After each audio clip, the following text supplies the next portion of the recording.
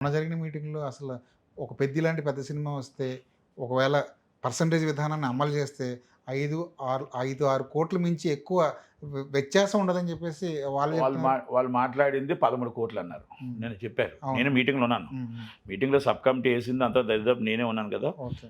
వాళ్ళు 13,00,00,000 అని చెప్పారు. హ్మ్. నేను ఒకటే చెప్తా వాళ్ళకి. హ్మ్. మీకు ఏ పర్సెంటేజ్ ఇస్తే 13,00,00,000 వస్తుంది? 1,600 డిఆర్‌లు పడతాయి. హ్మ్. ఈ 1,600 డిఆర్‌లకి హ్మ్. యావరేజ్‌లో నేను మీకు మిలోడి డిఆర్ 6.30 రెంటు. హ్మ్. ఆ గ్రాస్ ఎంత? మీకు రేటు పెరిగితే ఎంత వస్తుంది? దాంట్లో పర్సెంటేజ్ ఎంత? మీరు 40% అడుగుతున్నారు. ఏ క్లాస్?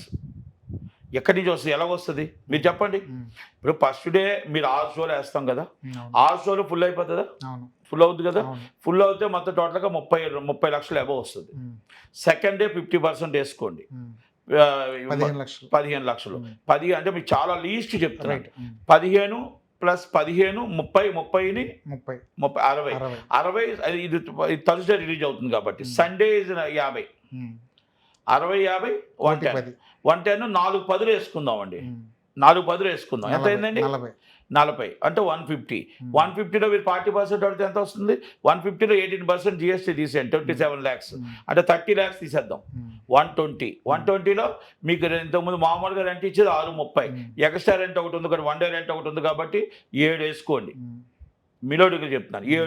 7 లక్షలు తీసేస్తే ఎంత వస్తది? 1.13 షేర్ రావాలా. హ్మ్. ఇప్పుడు మామూలుగా అయితే ఇప్పుడు మీకు ఎంత వస్తుంది పర్సెంటేజ్ సిస్టమ్ ప్రకారం? హ్మ్. 60% మాది, 40% మీది అంటున్నారు కదా! అవును. ఎంత వస్తుంది మీరే లెక్కేసుకోండి పోనీ. హ్మ్. 50,00,000 వస్తది చేతికి. సార్ మరి ఎంత తేడా ఉందండి? హ్మ్. ఈ 50,00,000 రూపాయలకి ఒక ప్రొడ్యూసరు హ్మ్. ఒక ఆలోచించుకొని డిస్ట్రిబ్యూటర్‌కి అమ్మాడు. హ్మ్. వైజాగ్ 21,00,00,000కి అమ్మాడు. అప్పుడు ఆయనకి ఏరియాకి ఎంత తేడా వస్తుందండి? 4,00,00,000 తేడా వస్తుంది. హ్మ్. 4-5,00,00,000 తేడా వస్తుంది. హ్మ్. ఓకేనా? హ్మ్. మీరు ఒక్క థియేటర్ చెప్పాను నేను. హ్మ్. మరి మిలోడి, జగదాంబ, సిటీలో 15 థియేటర్లు ఉన్నాయి. హ్మ్. 15 థియేటర్‌లో ఎంత వస్తది? యావరేజ్‌లో పోనీ 20,00,000 చూసుకుంటే ఎంత వస్తుంది? హ్మ్. 1.50. యావరేజ్‌లో మీరు 50,00,000 కాదండి. అవును. 1.50. 1.50ని ఏ క్లాసు 1.50 అనుకోండి. హ్మ్. మళ్ళా గాజువాక ఇయన్నీ కలిపితే మళ్ళా అదొకటి కలిపితే అదొక 1 క్రోరు. 2.50. బి క్లాసులు, సి క్లాసులు కలిపి 1.50. 4-5 కోట్లు తేడా. ఒకటి సెంటర్. అంటే ఆంధ్ర మన ఎంత అవుతుందండి యావరేజ్‌లో? అంటే 28-30 కోట్లు పోతుంది. సీడెడ్ ఎంత అండి? 6 కోట్లు పోతుంది. 35 కోట్లు. నైజాం ఎంత వస్తుందండి? 408 స్క్రీన్‌లు. మీరు కలెక్షన్స్ ఇక్కడ 1,400 సీట్లు. మేము దేవీస్ ఎంటోఎం ఫుల్ అయితే 1,400 సీట్లకి 6,00,000 అవుద్ది మామూలు రేట్ అయితే. మరి 6 షోలకి ఇప్పుడు 36,00,000 అవుద్ది. 4 రోజులు ఫుల్ అవుతుంది. అంటే మరి లెక్కేసుకోండి. అవును. యావరేజ్ వేసుకోండి. మరి ఆ డబ్బు 408 స్క్రీన్లకి మరి అదెంత వస్తుంది? ఇయన్నీ కలిపితే 70 కోట్లు తేడా వస్తుంది. అబ్బా! ఇప్పుడు 13 కోట్లు, 6 కోట్లు అనేది ఎవరు మాట్లాడుతుంది? మీకు 15% ఇస్తేనే 13 కోట్లు తేడా వస్తది. బి క్లాస్ 10% ఇస్తేనే మీకు 13 కోట్లు తేడా వస్తది. సి క్లాస్ 5% ఇస్తేనే తేడా వస్తది. ఇదొక్కటే నేను మాట్లాడుతున్నాను కదా! ఇక్కడ ఇక్కడ ఒకటండి. ప్రెసిడెంటు ఎగ్జిక్యూటివ్ వైపే. తెలంగాణ ఛాంబర్ ప్రెసిడెంటు ఎగ్జిక్యూటివ్ వైపే. ఇక్కడ ఆంధ్ర ఎగ్జిక్యూటివ్‌లు ఎప్పుడు గూడా వాళ్ళ దాంట్లో ఎప్పుడు గూడా సోమ్యులండి. ఆంధ్ర ఎగ్జిక్యూటివ్‌లు ఏ రోజైనా డిస్ట్రిబ్యూటర్ ఈస్ ఎ ఫేవర్.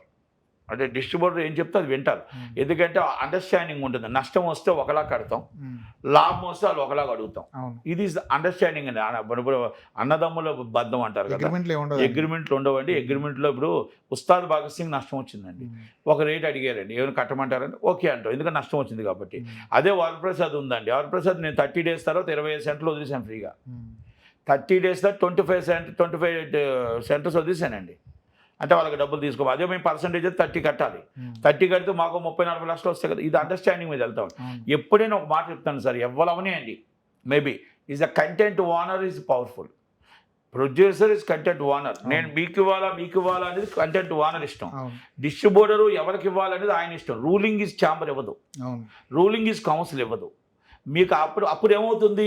మీకు కంటెంట్ నేను ఇంకొకరికి ఇవ్వాలా, ఎవరికి ఇవ్వాలా అనేది వాళ్ళిష్టం. అక్కడ టర్మ్స్ అండ్ కండిషన్ మాట్లాడాల్సింది వాళ్ళిష్టం. మీకు నా ఏరియా ఉందండి. నేను 27,00,000 అడ్వాన్స్. ఒక రెంట్ నాకిచ్చాడు. ఇప్పుడు అవతలోడు మా అపోజిషన్ థియేటర్ ఉన్నాడు. అపోజిషన్ థియేటర్ కూడా ఇవ్వాలని ఛాంబర్ రూలింగ్ ఇవ్వదండి. అవును. డిస్ట్రిబ్యూటర్ ఇష్టం. ఎందుకంటే కంటెంట్ ఆయనది. డబ్బు కట్టాల్సింది ప్రొడ్యూసర్‌కి ఆయన. మనం కాదండి. కనుక ఇక్కడ మీరు ఎన్ని సెటిల్మెంట్లు చేసుకోండి, ఎన్ని కూర్చోండి. ఒక పర్సంటేజ్ సిస్టమ్ ఏదైనా పెట్టమంటే పెట్టగలుగుతారేమో కానీ రాత్రి అవదు ఇది. అవును. ఇప్పుడు మనం ఏదైనా కంటెంట్ ఈజ్ ఓనర్, డిస్ట్రిబ్యూటర్ ఎగ్జిబ్యూటర్కి ఇవ్వాలా వద్దంటే డిస్ట్రిబ్యూటర్ ఇష్టం, మల్టీప్లెక్స్లకు ఇవ్వాలా వద్దని డిస్ట్రిబ్యూటర్ ఇష్టం. కానీ దాన్ని మీరు రాద్ధాంతం చేస్తున్నారు. ఇది రాద్ధాంతం చేసుకుంటూ పెద్ద సినిమాకి కొంచెం వ్యక్తిగత కక్షలు కూడా ఉన్నాయి దీంట్లో. వ్యక్తిగతంగా పెద్ద సినిమా కోసం చిరంజీవి గారి సినిమాలకే వస్తుంది ఈ ప్రాబ్లము. వేరే సినిమా రాదా? వాళ్ళ ఫ్యామిలీకి వస్తుందా? హరిహర వీరమల్లప్పుడు ఈ ప్రాబ్లమే.